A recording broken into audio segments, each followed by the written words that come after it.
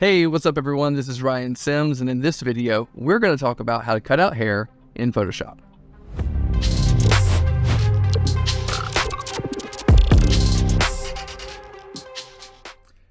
So here we are in Photoshop, and I've got my lovely subject Janine here from a photo shoot we did a while back. And you can already see there's a lot of contrast in this image, which is going to be really helpful when it comes to extracting our subject and extracting the hair. She's wearing yellow, which is complementary to blue, and she's got this really awesome dark hair. And so that's going to really be key to getting a great extraction when we go through that process. So let's go ahead and get started with it.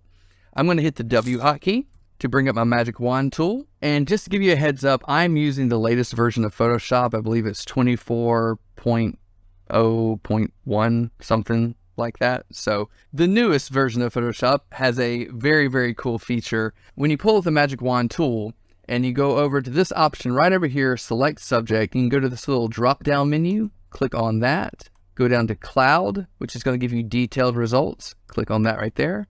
And then you can just hit select subject, and it does a pretty amazing job of selecting the subject for you.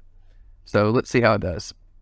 Awesome. Well, that looks at first glance really good. So let's check it out in further detail. So I'm going to go ahead and go right down here to the bottom right and click on the add a mask button, which is going to now mask out our subject. And if we just zoom in and kind of look around, it looks like Photoshop did a really good job for the most part. Maybe just this one little area right here, but it did a pretty bang up job. Even with the hair, it did a good job. Now you do still see some of these little areas right here where you've got some of the blue still in the background, and we could probably refine this selection even better. So let's go ahead and do that.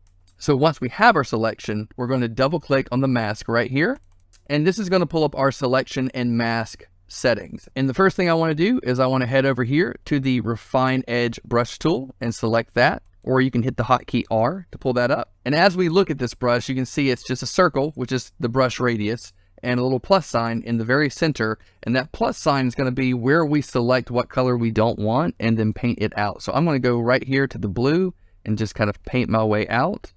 Same thing here. And we can, like I said, we can always finesse if we need to, but right now I'm just going to kind of brush along the edge of the hair.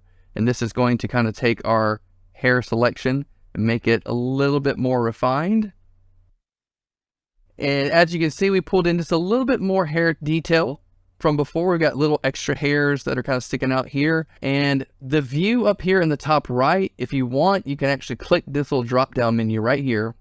And if you want to view it like on a white background, you can do that. These are just different ways that kind of help your eyes see what selection is actually being made. So I'm going to leave it right there just for the moment. So I'm happy with those results, and I'm just going to go ahead and go down to OK and click OK. And so if we see a before and after, this was before. It seemed a little clunky on the edges here, and this is after. It's just a little bit more refined. Now we can refine it even further. If we kind of zoom in just a little bit, you kind of see these little noisy edges here, and we want to get rid of that. So what I would do is I'm going to head over here to my mask, make sure my mask is selected, and then I'm going to hit the B hotkey to bring up my brush.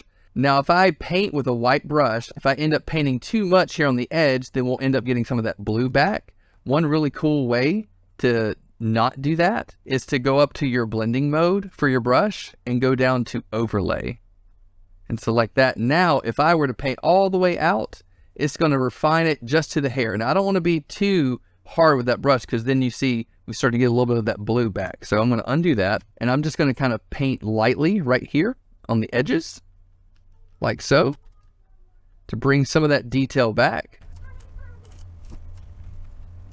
And that is pretty much it. That is how we mask out hair in Photoshop. There are other things that we can do to finesse this. If we happen to get any blue back in the image, we can always paint that out, maybe with a color layer or something like that. But otherwise, it's a really quick and efficient way to mask out hair in Photoshop. So there are several different ways that you can cut out hair in Photoshop. This is just the way that I happen to use the most often. The main thing you need to try to keep in mind is that you want to create contrast between your subject and your background. So for example, you don't want to have like someone with dark hair against a dark background, because the hair might kind of flow into the background. And if you can't tell the difference between the hair and the background, then Photoshop certainly isn't going to be able to tell the difference. So a good rule of thumb is if you're going to have a subject with dark hair, then maybe you need a lighter background.